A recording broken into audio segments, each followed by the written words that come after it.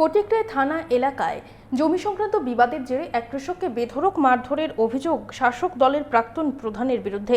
ঘটনার 4 দিন অতিক্রান্ত হয়ে গেলেও পুলিশ এখনো মামলা নিচ্ছে না বলে অভিযোগ। উল্টো পুলিশ নাকি হুমকি দিচ্ছে অসহায় কৃষক পরিবারের সদস্যদের।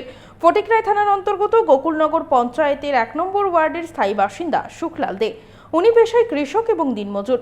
সুখলাল দের ছেলে সুজয় দে জানান, তাদের বাড়ির পাশ দিয়ে ছোট মাঠের রাস্তা গেছে।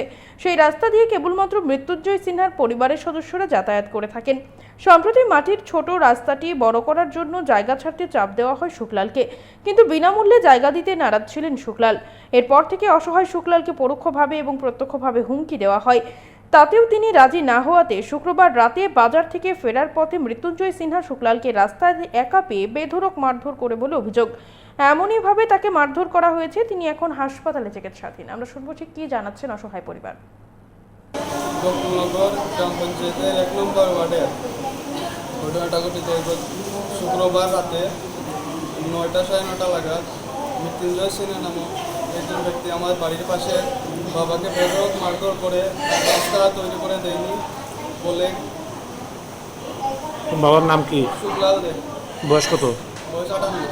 তারপরে থানাতে মামলা করছি, থানাতে মামলা রাখিনি। কোন থানা? ফটিকরায় থানা। তারপরে বাবাকে ফটিকরায় হসপিটাল থেকে কৈলাসর রেফার করে আমরা দুদিন ধরে কৈলাসর ভর্তি আছি। জয়সি না।